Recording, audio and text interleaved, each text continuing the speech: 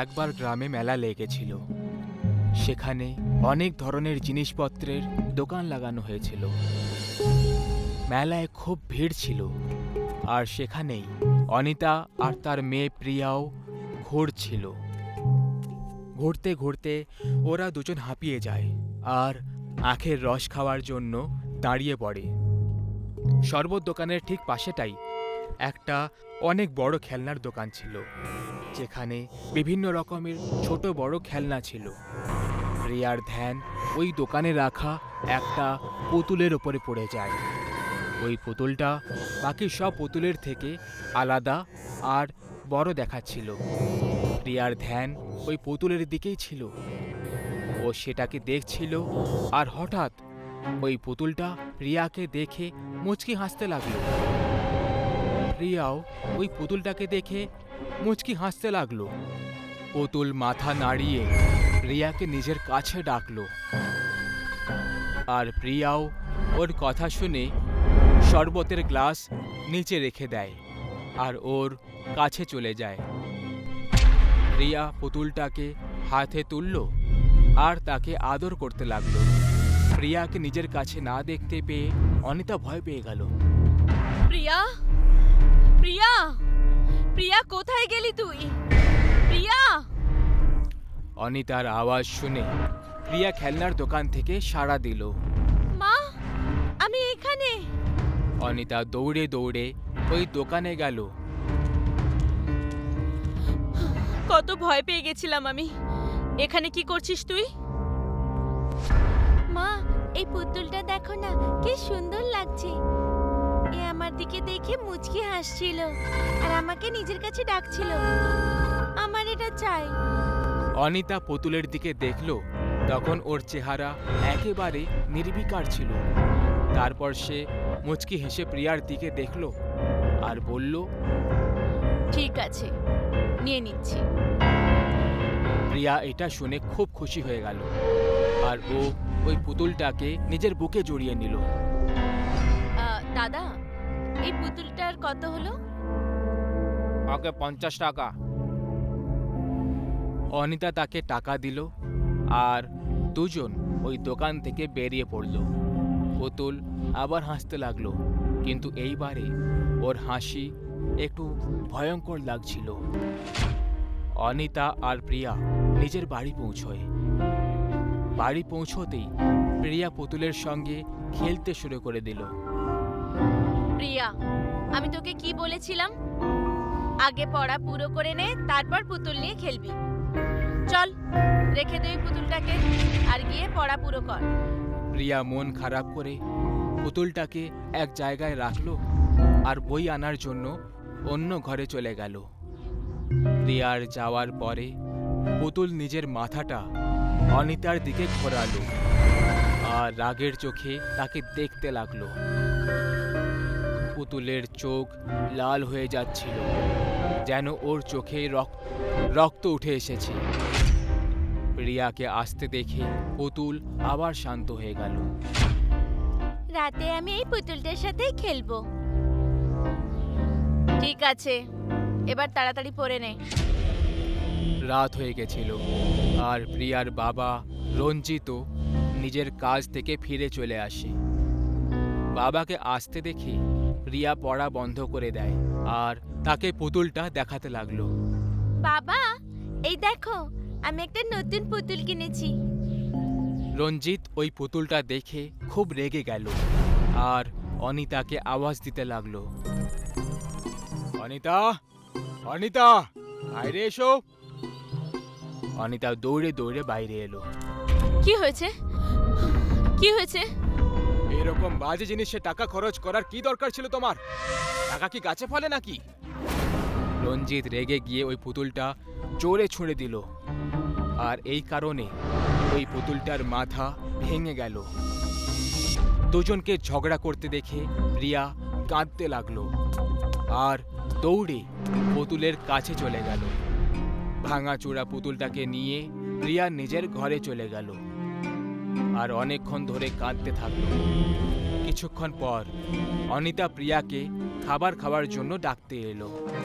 প্রিয়া মা, চল খাবার খেয়ে নে। আমার খিদে নেই, তুমি যাও। প্রিয়া খাবার জন্য মুখের উপরে মানা করে দিল। পুতুল ভেঙে যাওয়ার কারণে ও খুব কাঁদছিল, আর কাঁদতে কাঁদতে কিছু না মুখে দিয়ে পুতুলকে নিজের কাছে রেখে শুয়ে পড়ল। মাঝরাত পেরিয়ে গিয়েছিল। অনিতা আর রঞ্জিত নিজেদের ঘরে ঘুমোচ্ছিল। প্রিয়াও একেবারে গভীর ঘুমে শুয়েছিল। হঠাৎ করে পুতুলের চোখ চমকাতে লাগলো আর আবার লাল হয়ে গেল। সে আস্তে করে প্রিয়ার হাত থেকে বাইরে চলে এলো আর নিজের থেকেই চলতে লাগলো। ওর ভেঙে যাওয়া মাথাটা ও নিজের হাতে ধরে রেখেছিল। চলতে চলতে ও প্রিয়ার ঘর থেকে বাইরে এলো আর অনিতা ও রঞ্জিতের ঘরে যেতে লাগলো। পুতুল ওই দুজনের ঘরে চলে এলো। ও নিজের একটা হাত দাঁড় করালো আর ওদের দুজনকে হাওয়ায় তুলে নিল। যখনই তারা ছাদ অবধি পৌঁছলো, পুতুল ওদের দুজনকে ছেড়ে দিল আর তারা জোরে মাটিতে এসে পড়ে যায়।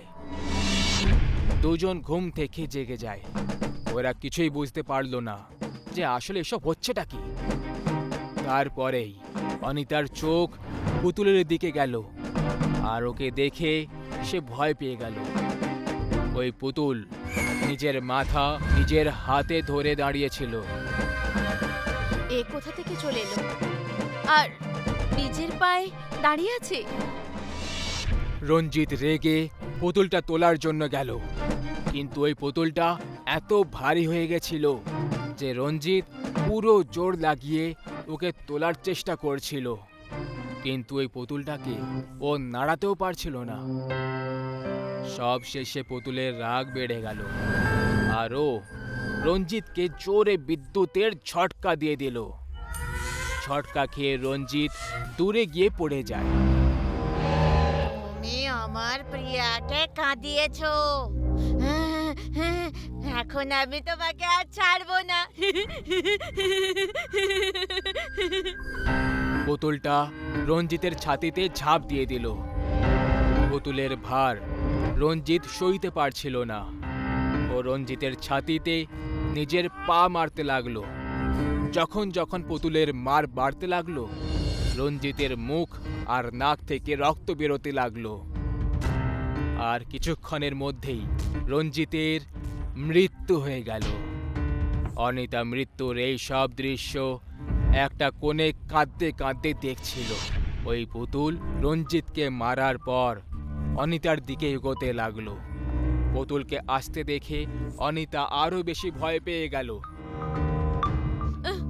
আমাকে কিছু করো না, আমি ছাড়া প্রিয়ার আর কেউ নেই, আমাকে ছেড়ে দাও। প্রিয়ার আর তোমার কোনো দরকার নেই, এখন থেকে আমি প্রিয়ার খেয়াল রাখবো।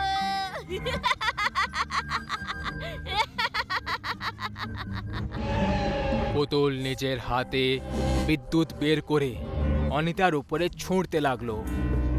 ওই বিদ্যুতের ঝটকা অনিতা সহ্য করতে পারল না আর ও ওখানেই দম ছেড়ে দিল।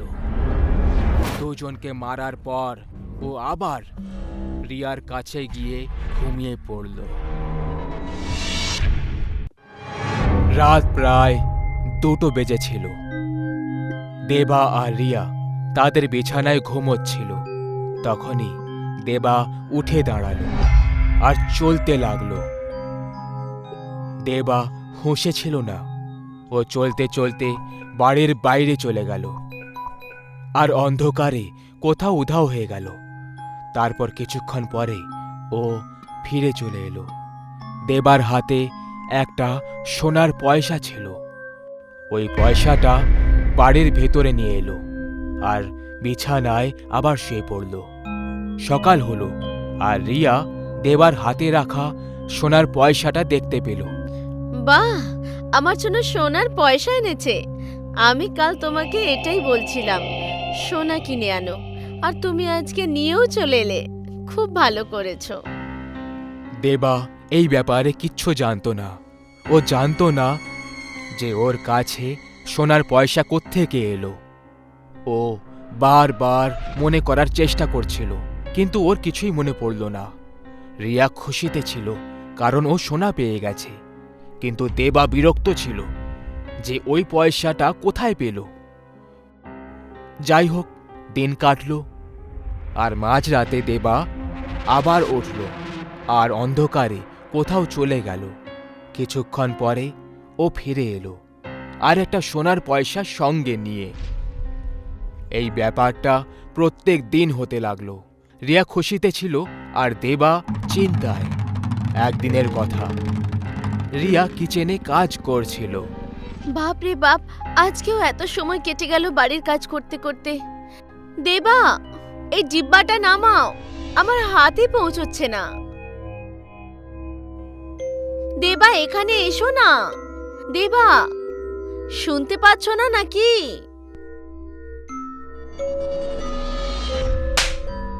আহ! আর কখনো আমাকে হাত লাগাবে না। দেবা রিয়াকে খুব জোরে থাপ্পড় মারলো আর ওখান থেকে চলে গেল। কি জোরে মেরে গেল! আমি কি এমন ভুল করলাম? যাও, আমিও কথা বলবো না। রাত হয়ে গেছিল। দেবা আর রিয়া ঘুমোচ্ছিল। ঘুমের ঘোরে রিয়া দেবার ছাতিতে হাত রাখল। দেবা নিজের চোখ খুব রেগে গিয়ে খুলল আর রিয়ার দিকে তাকালো, আর রেগে গিয়ে রিয়াকে জোরে একটা লাথি মেরে বিছানা থেকে নিচে ফেলে দিল। আহ! আহ! আহ! দেবার গায়ে হাত লাগাবে না। আমাকে কেন ধাক্কা দিলে? তোকে বলেছিলাম দেবার গায়ে হাত লাগাবি না। তাহলে কেন আমার দেবার গায়ে হাত লাগালি? দেবা শুধু আমার। তোর সোনা দরকার ছিল, তাই না? প্রত্যেকদিন সোনা পেয়ে যাচ্ছিস, তাহলে সোনা পেয়ে খুশি থাক। দেবাকে ভুলে যা। কেমন কথা বলছো তুমি? দেখো, আমার মাথা থেকে রক্ত বেরোচ্ছে। দেবা রিয়ার কাছে গেল। তুই তো মরবি, আমার হাতে মরবি। দেবা রিয়ার গলা ধরে হাওয়াতে তুলে নেয়। রিয়ার দম বন্ধ হতে লাগলো। তখনই কারোর চলার আওয়াজ এলো। একটা অঘরী জানলার কাছে এসে দাঁড়িয়ে পড়ে। অঘরীকে দেখে দেবা অজ্ঞান হয়ে যায়, আর রিয়া দৌড়তে দৌড়তে ঘরের বাইরে ওই অঘরীর কাছে চলে যায়। আমাকে আমাকে দয়া করে বাঁচিয়ে নিন, আমার স্বামী আমাকে মেরে ফেলবে। ও তোর স্বামী নয়, তোর স্বামীর ভেতরে একটা ডাইনি বসবাস করছে। ওই ডাইনি তোর স্বামীকে দিয়ে এই সব করাচ্ছে। কি? আমি আপনার কাছে হাত জোড়ো করছি, আমার স্বামীকে বাঁচিয়ে নিন। এই সব তোর কারণেই হয়েছে। তোর স্বামীর এরকম অবস্থা তোর কারণেই হয়েছে। আমি কিছু করিনি। মনে কর কিছুদিন আগে। কতদিন ধরে বলছি আমার সোনা চাই। আরে কোথা থেকে নিয়ে আসবো তোমার সোনা? এত দাম বাড়ছে, টাকা আর বাকি থাকে কোথায় যেটা দিয়ে আমি তোমার জন্য সোনা কিনবো? সেটা আমি শুনতে চাই না। যদি এটাই বলার ছিল তাহলে বিয়ের সময় কেন কিছু বলনি? তোমার মতো স্বামী যেন আর কেউ না পায়। আমার তো জীবনটাই নরক হয়ে গেল তোমার সাথে। যেভাবে হোক নিয়ে এসো, নিজেকে বিক্রি করে নিয়ে এসো, কিন্তু আমার সোনা চাই। এবার তুই খুশি তো? প্রত্যেক দিন একটা করে সোনার পয়সা পেয়ে যাচ্ছিস তুই। তুই বলেছিলি না নিজেকে বিক্রি করে সোনা নিয়ে এসো। তোর স্বামী নিজের আত্মা ওই ডাইনিকে বিক্রি করে দিয়েছে, আর তার বদলে প্রত্যেক দিন একটা করে সোনার পয়সা পেয়ে যায়। ভুলে যা নিজের স্বামীকে তুই। না না, আমি আমার স্বামীকে চাই। আমার স্বামীকে বাঁচিয়ে নিন। চেষ্টা করে দেখছি, বাকি সব ভগবানের ভরসায়।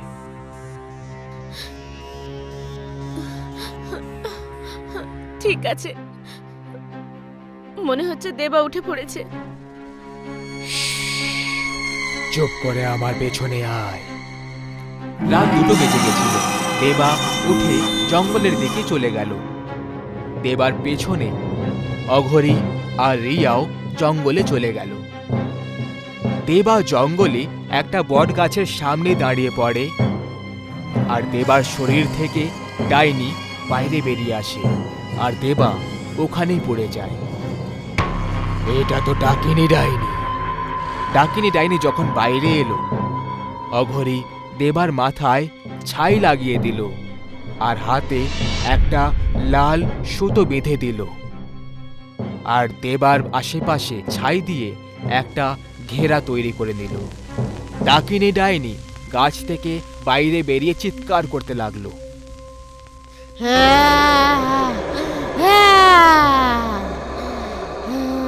অঘরি, আমাকে দেবার শরীরে যেতে দে। না, তুই দেবাকে ছেড়ে দে। না, ছাড়বো না আমি দেবাকে, আর তোকেও মেরে ফেলবো। তুই আমাকে স্পর্শ করতে পারবি না, তোকে আমি পুড়িয়ে ভস্ম করে দেব। ডাকিনী ডাইনি রিয়ার শরীরে ঢুকে পড়ে। দেবের জ্ঞান ফিরে যায়। রিয়া! আমাকে ভস্ম করলে আমার সাথে ও মরে যাবে।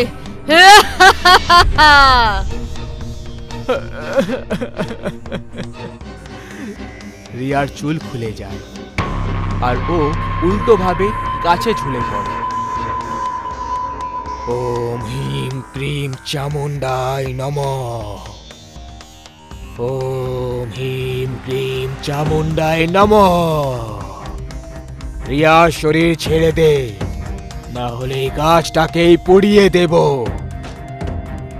না না, তুই এরকম কিচ্ছু করবি না অঘরি। আমি এটাই করব। ভোলেনাথের এথাই ইচ্ছে, তোকে রিয়ার শরীর ছাড়তেই হবে। রিয়াকে ছেড়ে দে আর নিজের কাছে ফিরে যা। ঠিক আছে, ঠিক আছে, আমি চলে যাচ্ছি। ডাকিনী ডাইনি রিয়ার শরীর ছেড়ে বট গাছের ভেতরে ঢুকে পড়ে। অঘরি, আজ তো তুই কে বাঁচিয়ে নিলি, কিন্তু আমি দেবাকে ছাড়বো না। অঘরি রেগে গিয়ে গাছের দিকে তাকালো, আর তারপর সে নিজের শক্তি দিয়ে বট গাছটায় আগুন লাগিয়ে দিল।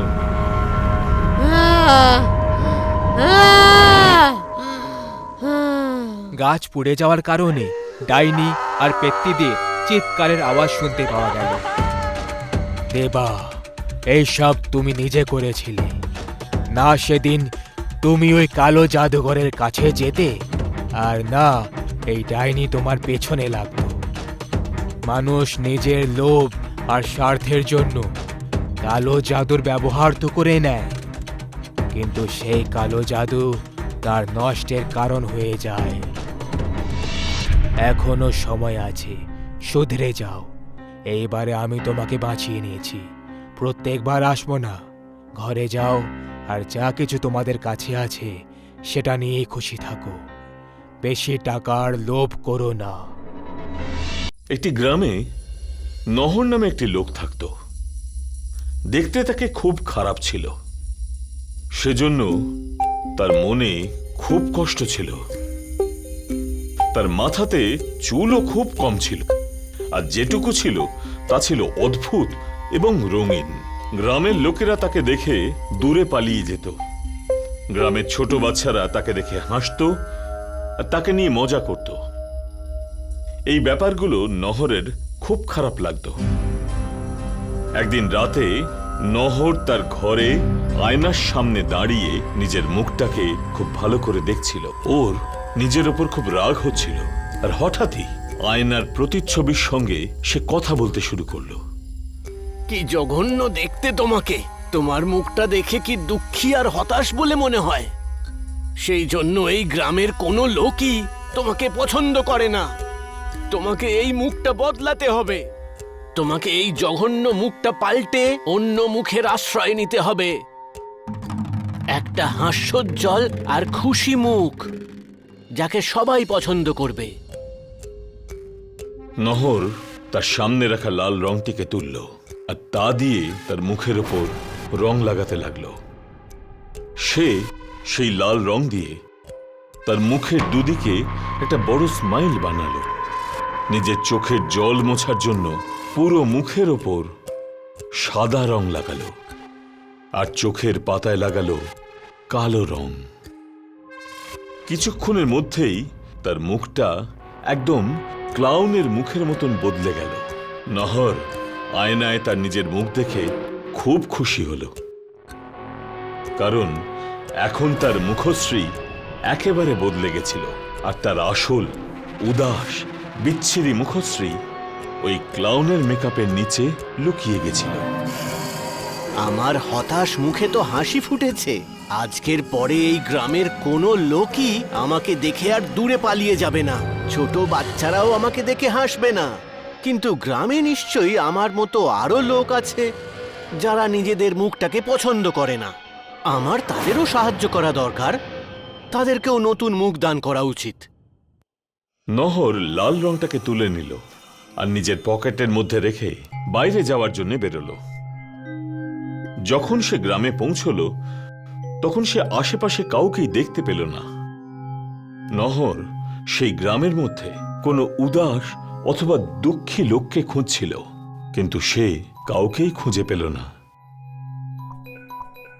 অবশেষে সে নিজেই উদাস হয়ে একটা গাছের নিচে বসে পড়ল। কিছুক্ষণ পর হঠাৎই নহর গাছের পেছন থেকে কারোর ফুঁপিয়ে কান্নার আওয়াজ পেল। সে গাছের পেছনে গিয়ে দেখল যে একটি যুবক ছেলে সেখানে বসে ফুঁপিয়ে কাঁদছে। নহর তার কাছে গেল এবং জিজ্ঞেস করল, কি হয়েছে? তুমি কাঁদছো কেন? সেই ছেলেটি কোনো উত্তর দিল না, ব্যাস শুধুই কাঁদতে লাগলো। নহর তার পাশে বসে আবারও তাকে জিজ্ঞেস করল, কি নাম তোমার? আর তুমি এত কাঁদছই বা কেন? ছেলেটি কাঁদতে কাঁদতে উত্তর দিল, আমার নাম হরিশ। আমাকে আমার মালিক কাজ থেকে তাড়িয়ে দিয়েছে, আর এই জন্যই আমি কাঁদছি।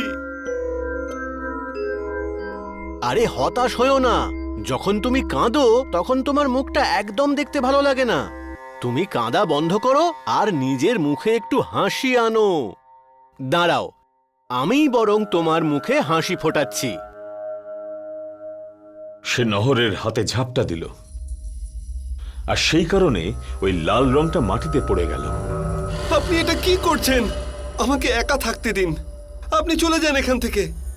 আর এই কথা শুনে নহরের খুব খারাপ লাগলো আর দৃষ্টির মধ্যে জমা হলো ঘৃণা। নহর ক্রোধান্বিতভাবে হরিশের দিকে দেখতে লাগলো। রাগের চোটে তার ক্লাউনের মতন মুখটা আরো ভয়ঙ্কর হয়ে উঠল। নহরের সেই রূপ দেখে হরিশ ভয় পেয়ে গেল। হরিশ ভয় পেয়ে সেখান থেকে উঠে দাঁড়াতেই নহর তার হাত চেপে ধরে ওখানেই থামিয়ে দিল। হরিশ আরো ভয় পেয়ে গেল। তুমি আমার লাল রংটা নষ্ট করে দিলে? যাকে কোনো ব্যাপার না, আমি তোমার মুখে হাসি ফুটিয়েই ছাড়বো। নহর তার পকেট থেকে একটা ছোট ছুরি বার করলো আর হরিশের সামনে সেটাকে নাড়াতে লাগলো। হরিশ সেই ছুরিটা দেখে অত্যন্ত ভয় পেয়ে গেল আর নহরকে কাকুতি মিনতি করতে লাগলো। আমাকে যেতে দিন। আমি আপনার কি ক্ষতি করেছি?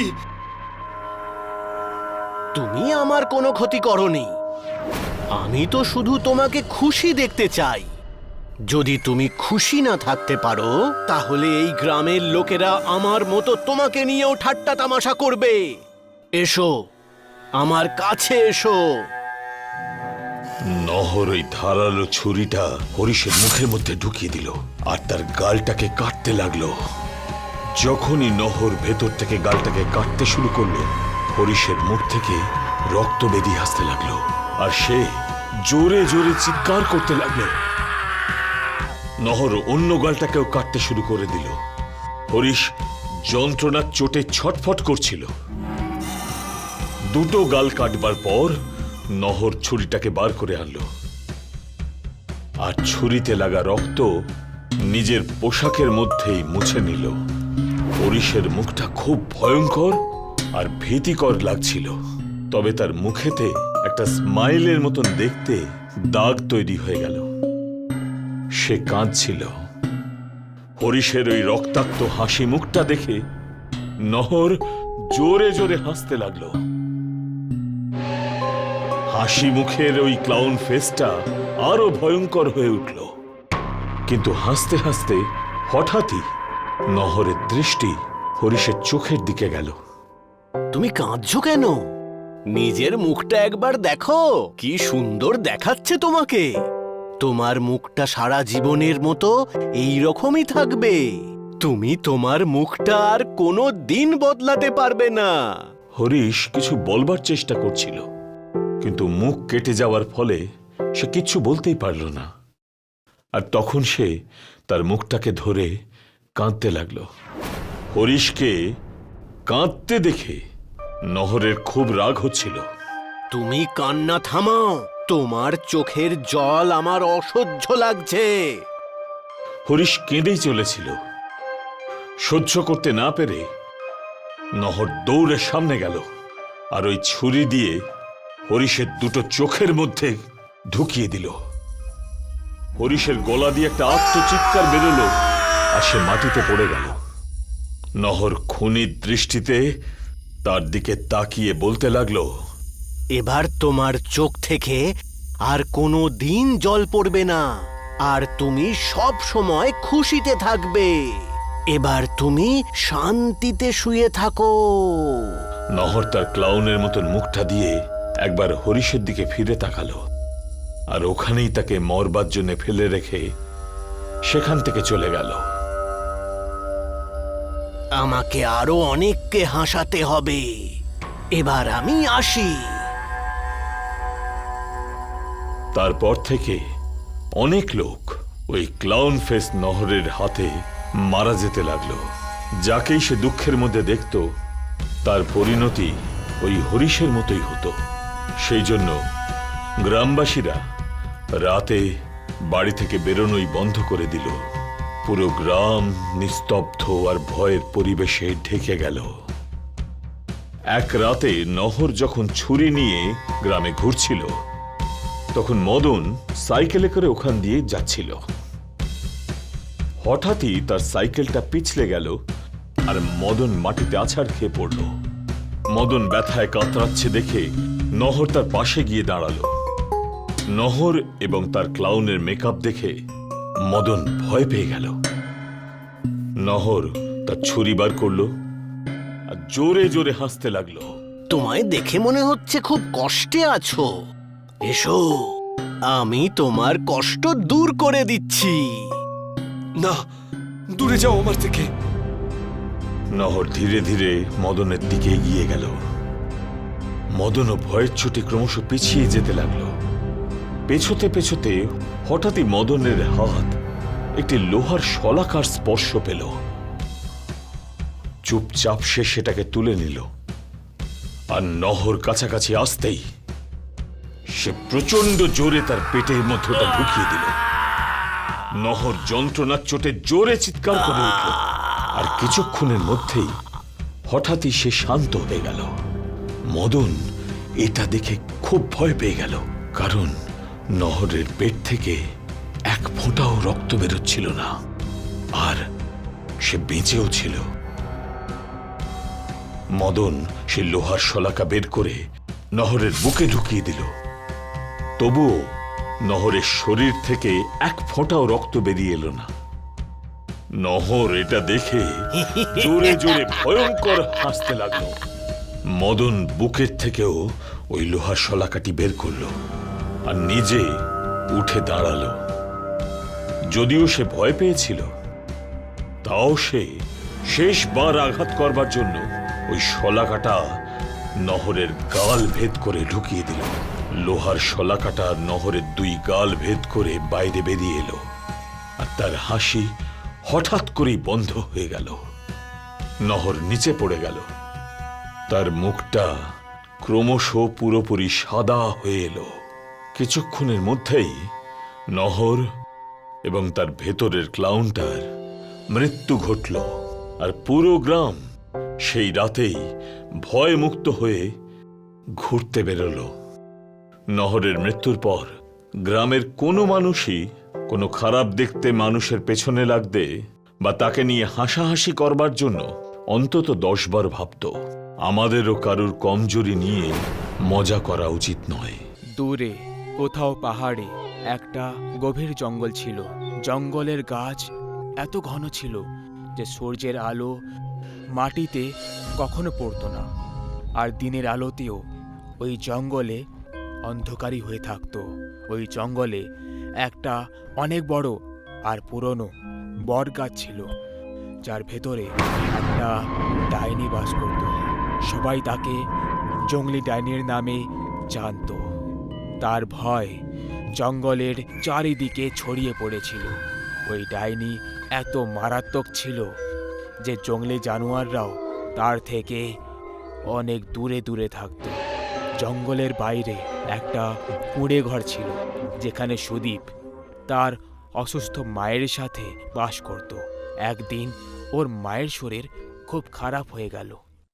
মা, তোমার শরীর খুব খারাপ লাগছে, আমাকে জঙ্গলে গিয়ে কিছু ভেষজ ওষুধ আনতেই হবে।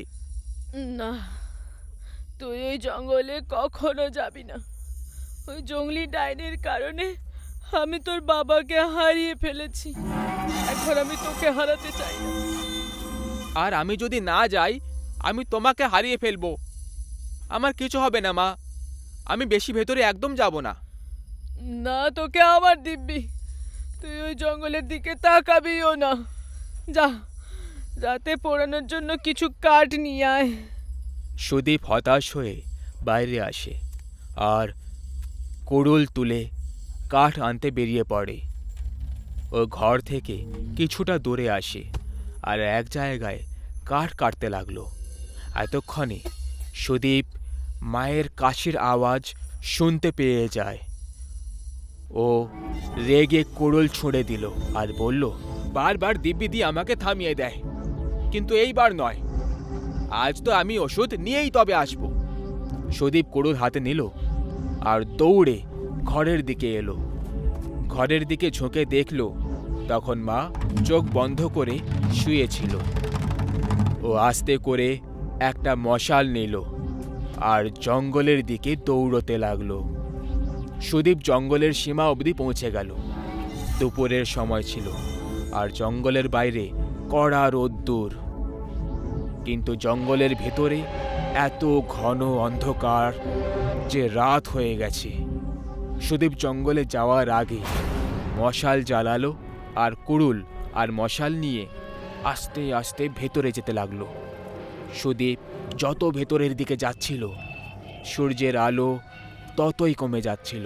কিছুক্ষণ পর আলোর দৃশ্য কম হয়ে গেল আর সুদীপ মশালের সাহায্যে আগে এগোতে লাগলো।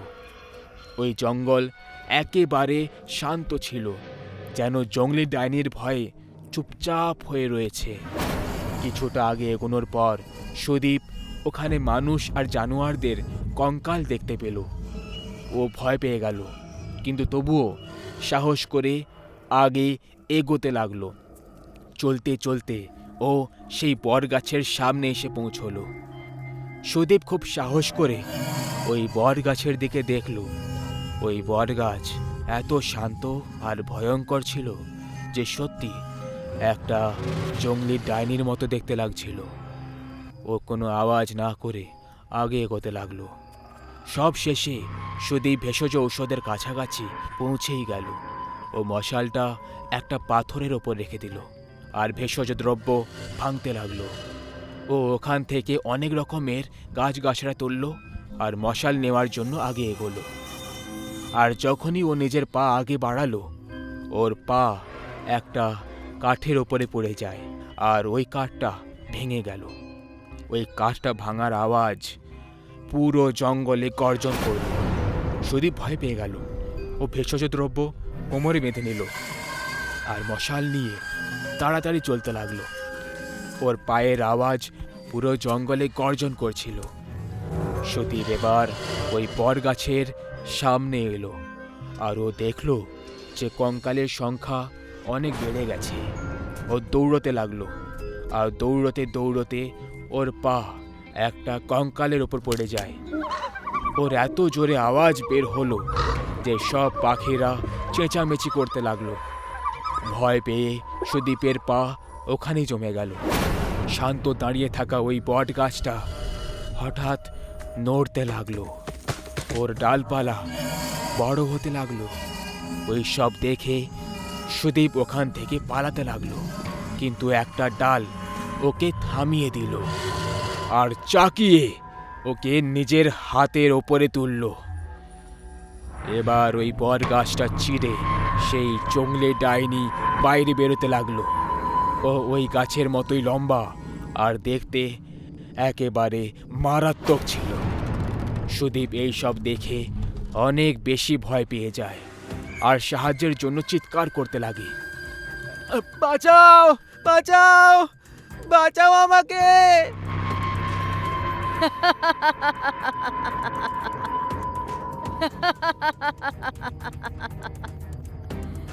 এই অন্ধকার জঙ্গলে তোমাকে বাঁচানোর জন্য কেউ আসবে না। আজ অনেক দিন পরে মানুষের মাংস খেতে পাবো। বাহ, খুব ভালো কথা। ওকে খাওয়ার পর আমি তাকেও খেয়ে ফেলবো। মরার জন্য তৈরি হয়ে যা। ডাইনি তারপর নিচে পড়ে থাকা একটা কঙ্কাল হাওয়ায় তুলে নিল আর সেটার হাড়গুলো আলাদা করে দিল। ওই হাড়গুলো ধারালো পাথরে পরিণত হয়ে গেল আর ডাইনির ইশারা করা মাত্রই সুদীপের পুরো শরীরে ঢুকে গেল। সুদীপ এক ঝটকায় মরে গেল। ডাইনি ওকে ডালপালা থেকে মুক্ত করে দিল আর সুদীপের দেহ ওখানেই হাওয়ায় দাঁড়িয়ে রইল।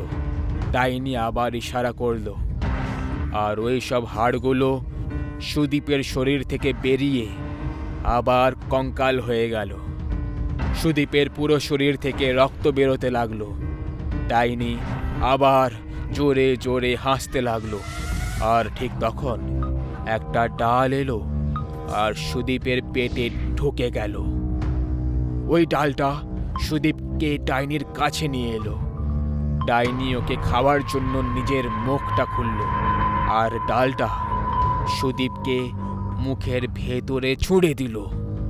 ডাইনি সুদীপকে চিবোতে লাগলো আর ওর হাড়গুলোর ভাঙার আওয়াজ আসতে লাগলো। পরে সুদীপের সব হাড়গোড় বাইরে ছুঁড়ে দিল। দারুণ মজা হলো, খুব মিষ্টি মানুষের মাংস।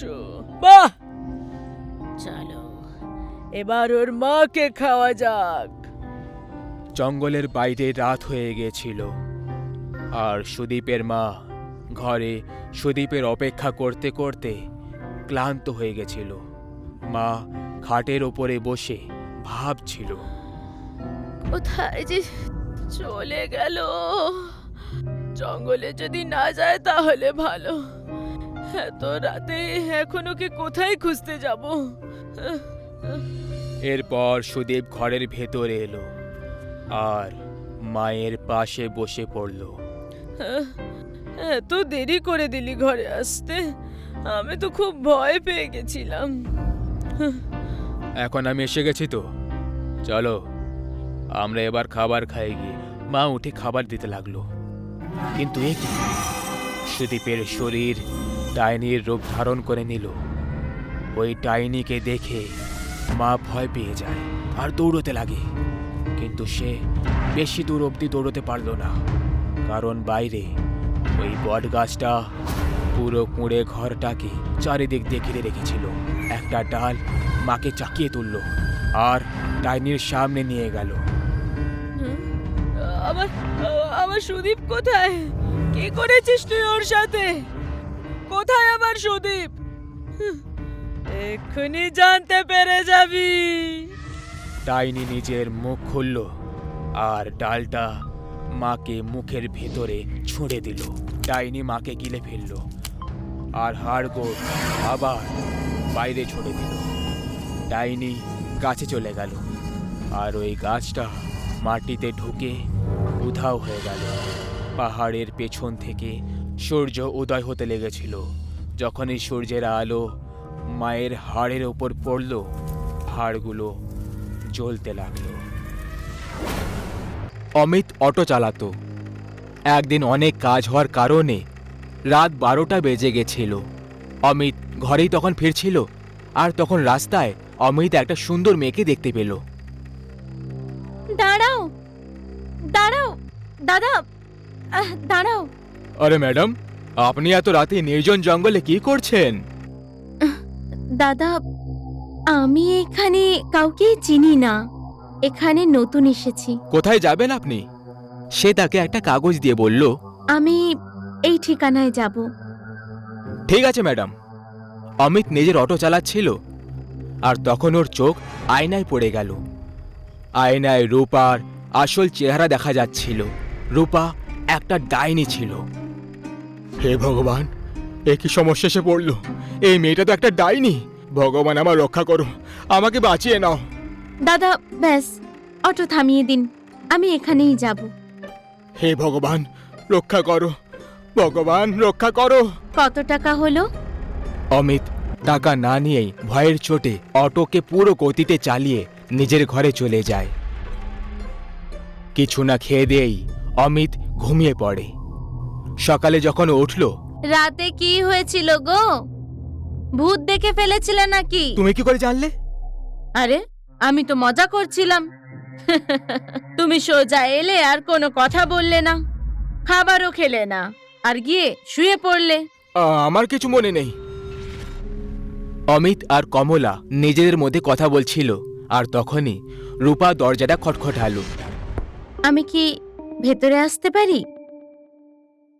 রূপাকে দেখে অমিতের ঘাম ঝরতে লেগে গেল। আসুন, ভেতরে আসুন, আসুন। এই এলাকায় আমি নতুন। দাদা কাল আমার থেকে টাকা না নিয়ে ওখান থেকে চলে গেছিলেন। কোনো ব্যাপার নয়। কি হয়েছিল গো? তোমার এত বেশি ঘাম ঝরছে কেন শুনি? গরম? গরমটা আজকে খুব বেশি তো, হয়তো এই জন্য। হ্যাঁ হ্যাঁ। রূপা টাকা দিয়ে চলে গেল। অমিত আর কমলা নিজেদের মধ্যে কথা বলতে লাগলো। তোমার শরীর ঠিক আছে তো? তুমি ওই মেয়েটা থেকে দূরেই থাকবে, তাতেই আমাদের ভালো হবে। আরে, এসব কি বলছো গো তুমি? অমিত কাজ করতে বেরিয়ে চলে যায়। কমলা রূপার সঙ্গে দেখা করতে যায়। আরে দিদি, আপনি এখানে? হ্যাঁ, আমি ভাবলাম তুমি নতুন এসেছো, একা সব জিনিসপত্র ব্যবস্থা করতে পারবে না, এই জন্য আমি এখানে তোমার সাহায্য করতে চলে এলাম। খুব ভালো করেছেন। আচ্ছা, আপনার নাম কি? আমার নাম কমলা। আর তোমার? আমার নাম রূপা। সত্যি বলতে দাদা খুবই ভালো, উনি রাতে আমার সাহায্য করেছিলেন। রূপা নামটা খুবই সুন্দর। যদি তোমার কিছু সাহায্য লাগে তাহলে আমায় অবশ্যই বলো। কমলা ওখানে এক অদ্ভুত গন্ধ অনুভব করল আর ও ঘরে চলে গেল। রাত হয়ে গেল। অমিত আর কমলা তখন শুয়ে পড়েছিল। তখনই কমলা অদ্ভুত রকমের আওয়াজ শুনতে পেয়ে গেল। কমলা জানলা দিয়ে উঁকি মেরে বাইরে দেখল। তখন সে ডাইনিকে দেখতে পেল। ডাইনি, ডাইনি! আমি ছাড়বো না আমি। আরে ওঠো গো, আরে ওঠো না, দেখো না বাইরে কে এসেছে। ডাইনি, আমি জানতাম এটাই হবে। এখন কেউ বাঁচবে না, আমরা সবাই মারা পড়ব। কি? তুমি এটা জানতে? হ্যাঁ? কিছু না, চুপচাপ শুয়ে পড়ো। দুজনে ঘুমিয়ে পড়ল। সকালে উঠেই অমিত এলাকার প্রধানের সঙ্গে কথা বলতে চলে গেল। প্রধানের সঙ্গে অমিতের বন্ধু সুমিত ছিল। অমিত, কি হয়েছে?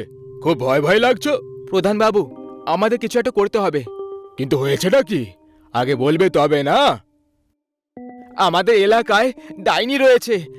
কাল রাতে আমি আর আমার স্ত্রী কমলা দুজন ওই ডাইনিটাকে দেখেছি। ডাইনি কিছু বলছিল?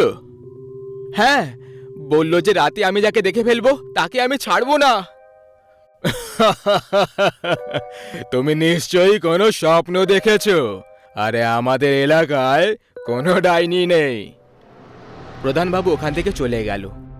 অমিত আর সুমিত নিজেদের মধ্যে কথা বলতে লাগলো।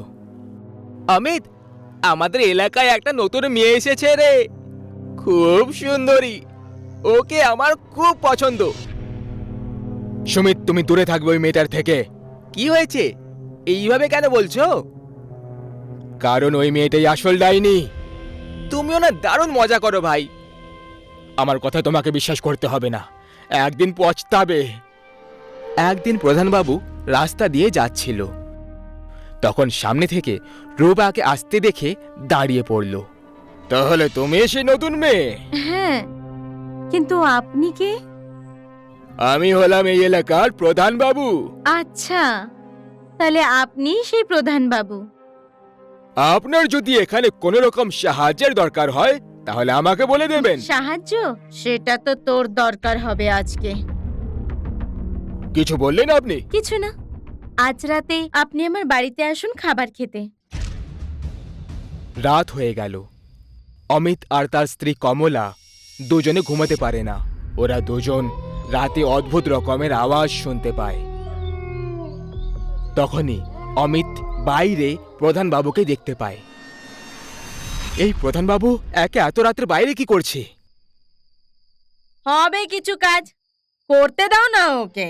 আজ প্রধান ডাইনির হাত থেকে বাঁচবে না। তখনই রূপা প্রধানের কাছে চলে আসে। এখন এই রূপা প্রধানের কাছে কেন চলে এলো? সেই সময় রূপা ডাইনি রূপ ধারণ করে নেয়। হে ভগবান, রূপাই তো আসল ডাইনি। কমলা লুকিয়ে লুকিয়ে সব দেখতে থাকে। তখনই ডাইনি প্রধানের গলা ধরে হাওয়ায় চাকিয়ে ধরে।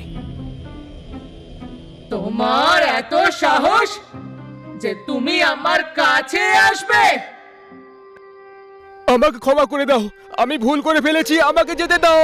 হ্যাঁ, আমি তোকে ছেড়ে দেব একেবারে চিরকালের জন্য। ডাইনি প্রধানের রক্ত চষে চষে তাকে মেরে ফেলে। এই সব দেখে অমিত আর কমলা খুব ভয় পেয়ে যায়। সকালে দুজনে নিজেদের মধ্যে কথা বলতে লাগে। এখন আমাদের কি হবে? এই রূপা এইভাবেই আমাদের সকলকে এক এক করে মেরে ফেলবে গো। এখন ভগবানই বাঁচাবে আমাদের সবাইকে। আমরা না এই জায়গাটা চিরকালের জন্য ছেড়ে দিয়ে চলে যাব। হ্যাঁ, হ্যাঁ, এটাই ঠিক হবে। আমি আজ কিছু টাকা ধার করে নিয়ে আসছি, কাল আমরা এই এলাকাটা চিরকালের জন্য ছেড়ে দিয়ে চলে যাব। অমিত কাজের জন্য বেরিয়ে চলে যায়। কমলা ঘরে একাই থাকে। তখনই রূপা ওখানে চলে আসে। আমার বাড়িতে চিনি শেষ হয়ে গেছে, একটু কি চিনি পাওয়া যাবে? আজ এই ডাইনি আমাকে মেরে ফেলবে, আমার রক্ত খেয়ে ফেলবে। দিদি, দিদি, কি এত ভেবে চলেছো তুমি? কিছু না রূপা, কি যেন চাই তোমার? একটু চিনি দরকার ছিল। এক্ষুনি নিয়ে আসছি। কমলা রূপাকে চিনি দিয়ে দিল। রূপা তারপর চলে গেল। রাত অনেক হয়ে গেল। অমিত অটো নিয়ে বাড়ি ফিরছিল। আজকেও অনেক রাত হয়ে গেছে, ওই ডাইনির হাতে যদি আমি পড়ে যাই তাহলে জ্যান্ত বাঁচবো না। তখনই অমিত সুমিতকে দেখতে পেয়ে যায়। অমিত তারপর অটো থামিয়ে দিল। অমিত কিছু বলতে চাইছিল, তার আগেই অমিত ওখানে রূপাকে দেখতে পেয়ে যায়। হে ভগবান, এ তো ডাইনি রূপা। আজকে ও আমার বন্ধু সুমিতকে ছাড়বে না। আমি সুমিতকে মানা করেছিলাম, ও আমার কথা শুনলো না। যাই হোক না কেন, ওকে আমাকে বাঁচাতেই হবে। অমিত দুজনের পেছনে আসতে লাগলো।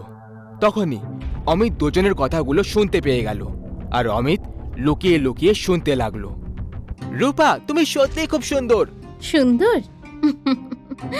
আর আমি?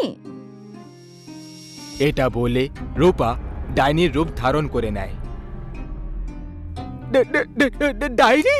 এখন কেমন লাগছি তোকে আমি? হ্যাঁ, খুব সুন্দর তাই না? খুব সুন্দর তাই না? আমাকে ছেড়ে দাও, বাঁচাও, বাঁচাও। অমিত কিছু করতে পারতো তার আগেই ডাইনি সুমিতের গলা ভেঙে দেয় আর তার রক্ত খেতে লেগে যায়। অমিত এই সব দেখে ভয় পেয়ে তাড়াতাড়ি করে অটো নিয়ে বাড়ি চলে যায়। কি হলো গো, এত দেরি কি করে হয়ে গেল? হ্যাঁ, আর এত ভয় পেয়ে আছো কেন? হ্যাঁ, কমলা, ওই ডাইনিটা সুমিতকে আমার সামনে মেরে দিল। আমি ওখানেই ছিলাম, সব দেখছিলাম, কিন্তু কিছুই করতে পারলাম না।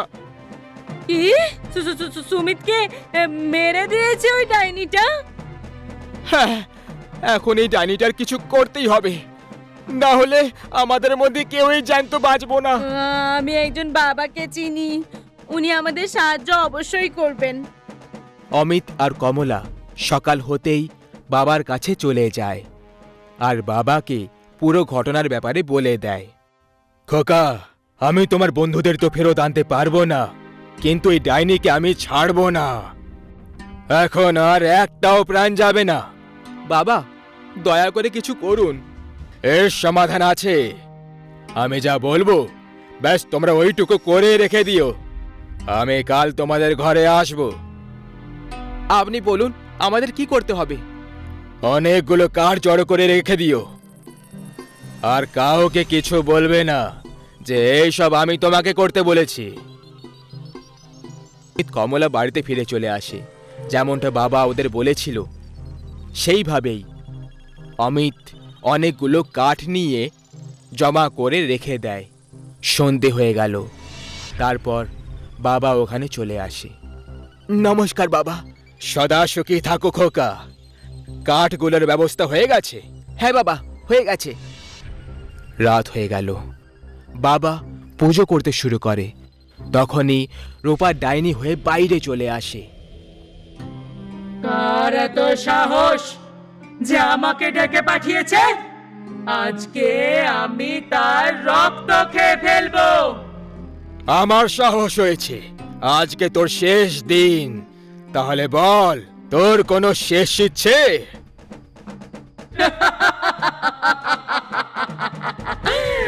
হ্যাঁ, তোর রক্ত খেতে চাই। অমিত, কাঠগুলোতে আগুন লাগাও। অমিত কাঠগুলোতে আগুন লাগিয়ে দেয়। বাবা মন্ত্র পড়তে শুরু করে দেয়। ডাইনি যখনই বাবাকে মারার চেষ্টা করলো, বাবা ডাইনিকে আগুনে ধাক্কা দিয়ে দেয় আর ডাইনি আগুনে পুড়ে মরে যায়। এবার এই ডাইনি শেষ হয়ে গেছে, দ্বিতীয়বার কখনো ফেরত আসবে না। অনেক অনেক ধন্যবাদ বাবা। সেই দিনের পরে ডাইনি দ্বিতীয়বার কখনো আসেনি। অমিত আর কমলা হাসি খুশিতে থাকতে লাগলো।